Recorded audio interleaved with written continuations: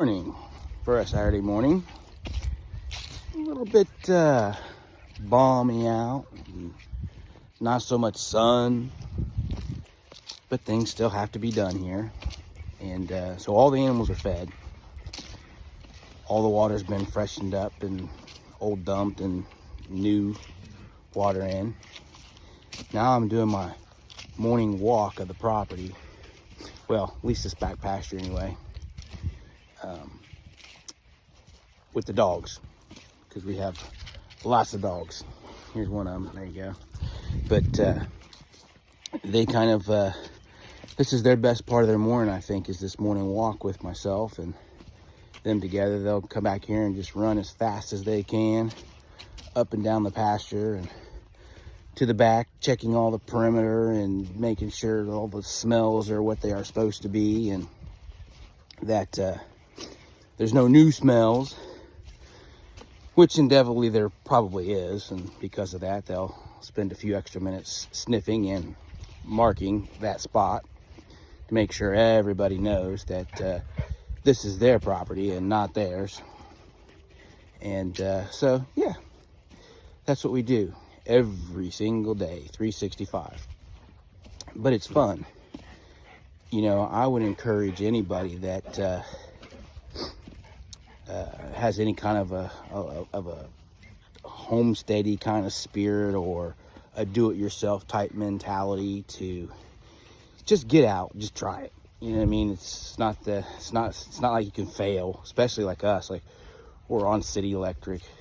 I mean, we have backup plans, but we're on city electric. We are on a well. We're not on city water. But we don't have heat either. That's the other thing. We don't have a furnace in our house. We have a wood burning stove, and then we have a whole house fan that kind of circulates that heat throughout. It works pretty good.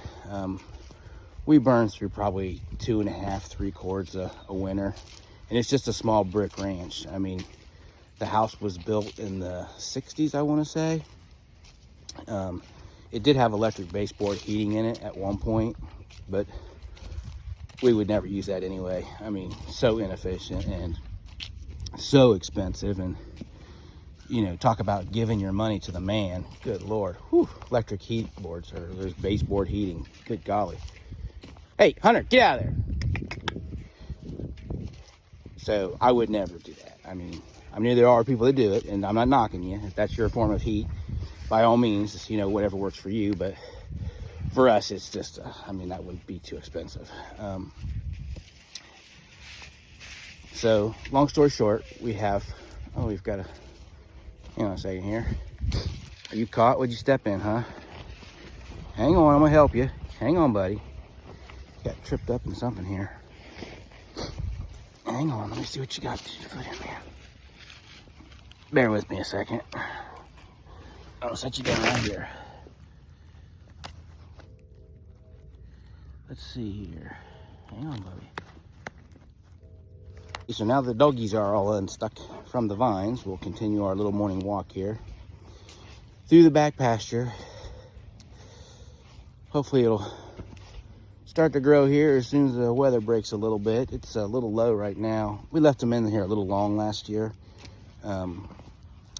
It's not that big a deal. We've done it. Some years we leave them a little long, some years we leave them a little short, and you just have to be careful they don't take it down too low, because then it won't come back. But, well, I shouldn't say that either, because even like our pastures that are up closer, that look like they're nothing but mud, come June, July, August, oh my gosh, it'll be green and it'll be a half a foot tall. So I mean, here comes the brigade catching up to me. Yeah, so it'll grow. I mean, we live in Ohio. It's always going to grow. I mean, the only place that would be greener is like, you know, something like maybe Seattle or Arkansas, you know what I mean? But Ohio is pretty green. So we end up with lots of grass and lots of weeds and all those kinds of things. And because of that, we have animals that eat it, and then we eat the animals. And it works out really good. Helps us tremendously on our food bill. gives us a sense of homeliness and pride in what we're doing. We're being self-sustained, if you will. We're not big time farmers, but we do enough to supplement our meat for the most part. And we do enough with the garden that we supplement our vegetables, and we do enough that we're not going to the local big box supermarket. And because of that, you get what you get. And you don't throw a fit, is what my mom used to say. And we're getting close to the end now on our little walk. We are back to where the other two pastures are. Maybe give you a little flip around here. So we've done the complete walk all the way around that whole entire pasture and spoke to you guys the entire time. And that's the little 365. So it's our little morning routine we do with the dogs. It gets them out and they run and play and jump and don't always get along 100% when they're doing it, but they are 3 alpha males that are not fixed. So because of that, they do tend to be grumpy sometimes, but for the most part, they get along good. And if, God forbid, something came on the property that was not supposed to be here, in the end, they are a pack. So let me get this gate open and get everybody put back up, and we'll talk at you again later. Have a great day, guys.